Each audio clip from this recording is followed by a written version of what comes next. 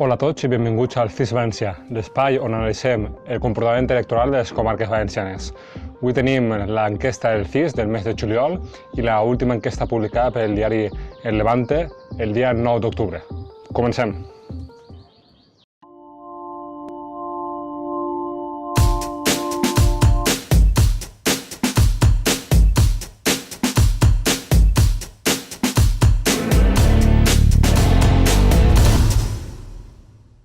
Bé, en primer lloc, abans d'analitzar el comportament electoral dels ciutadans valencians, hem de fer un breu repàs a la situació política actual en la resta de l'Estat i per això ens dirigim a l'enquesta de CIS de juliol, on es publica que la situació política actual és considerada mala per a un 36,1% i molt mala per a un 35%, la qual cosa contrasta amb la situació política comparada fa un any.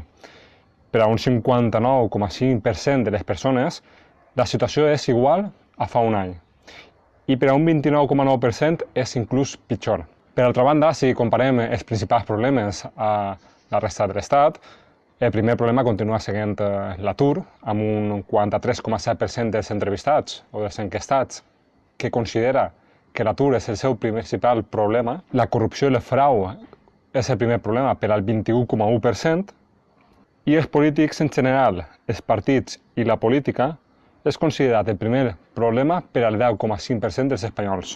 La situació, com veieu, contrasta amb el que estem vivint en les últimes setmanes i en el que caldrà veure en el pròxim CIS per a veure quina és la principal preocupació dels espanyols en el que respecta al conflicte català. En juliol, per als espanyols, només un 0,2% considerava que el nacionalisme serà el principal problema del país. Els estatuts d'autonomia un 0,1%. I la independència de Catalunya situava en tan sols un 0,9% en juliol.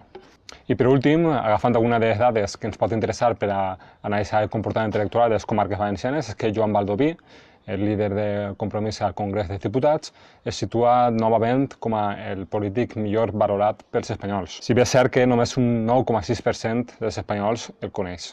Passant a l'enquesta del Levante, que publica el dia 9 d'octubre, el primer que hem de destacar és que va ser publicada durant els dies 25 i 28 de setembre, per la qual cosa encara no s'havia produït el referèndum català del dia 1 d'octubre i les càrregues policials que veig eren, i per tant això podrà tindre una repercussió posterior que caldrà estar atents per a la pròxima enquesta que publiquen. En referència al comportament electoral, en referència al nombre de diputats per a unes futures eleccions autonòmiques, l'enquesta recolleix que el Partit Popular perdria un diputat respecte al 2015. El Partit Socialista, en canvi, seria el més beneficiat d'unes eleccions autonòmiques, en referència a les de 2015, i pujaria en 3 escons i un 6% en la intenció de vot. Mentre que Compromís perdria 2 diputats, passant de 19 a 17, Podem es veuria bastant mermat amb una reducció de 6 diputats, passant de 13 a 7, i Ciutadans es quedaria en 13, tal qual tenia en l'any 2015. La sorpresa la donaria Esquerra Unida, que passaria de 0 diputats actuals, és una força extraparlamentària, a 6 parlamentaris. On es produeix la transferència dels vots? Doncs bé, l'enquesta recolleix que Compromís cedeix a Ciutadans un 5,6%, la qual cosa no deixa de ser un poc curiosa pel fet de que Ciutadans i Compromís representen dos partits o dos polítiques bastant diferents en quant a l'element identitari, mentre que Compromís és una força més valencianista, podria dir que Ciutadans és una força un poc més centralista.